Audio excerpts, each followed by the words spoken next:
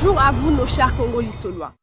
Aujourd'hui, nous allons parler d'un sujet essentiel, souvent oublié ou dissimulé.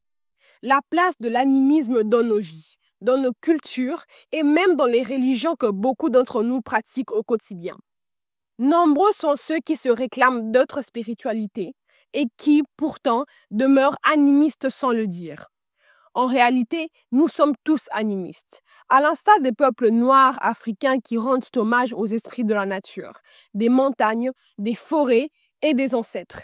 Mais si nous observons bien, les autres peuples du monde, qu'ils soient occidentaux, juifs, musulmans ou chrétiens, vénèrent eux aussi ces mêmes forces, simplement sous d'autres noms, d'autres symboles ou dans d'autres cadres théologiques. Les musulmans, par exemple, ne montent pas au mont Arafat pour y faire du tourisme. C'est un lieu sacré, un lieu d'invocation. Dans les évangiles, Jésus se retire à plusieurs reprises sur une montagne pour s'adresser à l'esprit de son Père. Les Juifs, de leur côté, prient devant un mur de pierre considéré comme une relique sacrée. Jésus lui-même, en maudissant un figuier, révèle qu'il croyait à la vie spirituelle de l'arbre, à son âme. En vérité, tout cela relève de la même logique, celle de l'animisme. Et si nous allons plus loin, nous voyons que les grandes fêtes dites monothéistes trouvent souvent leurs racines dans d'anciennes célébrations païennes. Prenons la Tabaski. Elle repose sur le sacrifice d'un mouton, un acte central que l'on retrouve dans de nombreux cultes animistes. Les religions abrahamiques ont puisé dans cette source première, mais en la dissimulant sous des dogmes et des rites codifiés. Elles ont institutionnalisé ce qui, jadis, était vivant, spontané et profondément lié au peuple. Le rapport direct au sacré. Alors, posons-nous les vraies questions. Qui vénérait le veau d'or? Qui possède le plus de statues dans ces églises? Qui prie et vénère les madones? Et pourquoi nous critiquer, nous, pour notre lien avec nos ancêtres, quand dans leur propre Bible, Jésus converse avec Moïse et Élie, deux figures parties depuis des siècles? N'est-ce pas là une forme évidente de communication avec les ancêtres?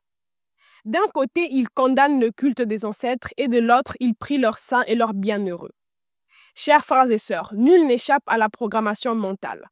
Chaque jour, nous sommes exposés à des idées, des croyances et des récits qui influencent notre vision du monde.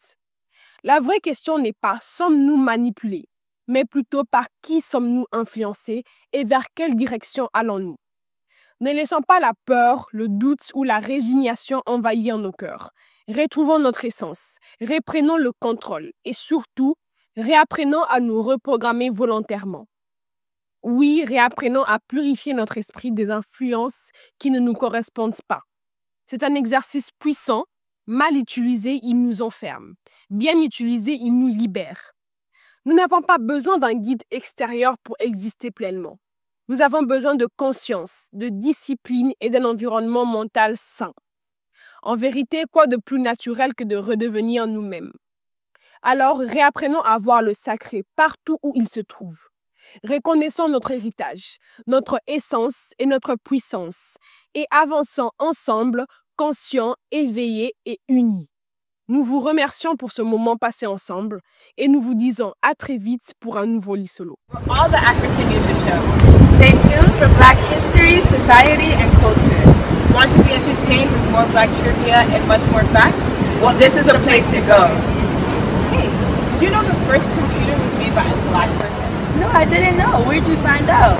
Congolisolo, where you can find more information like this and much more.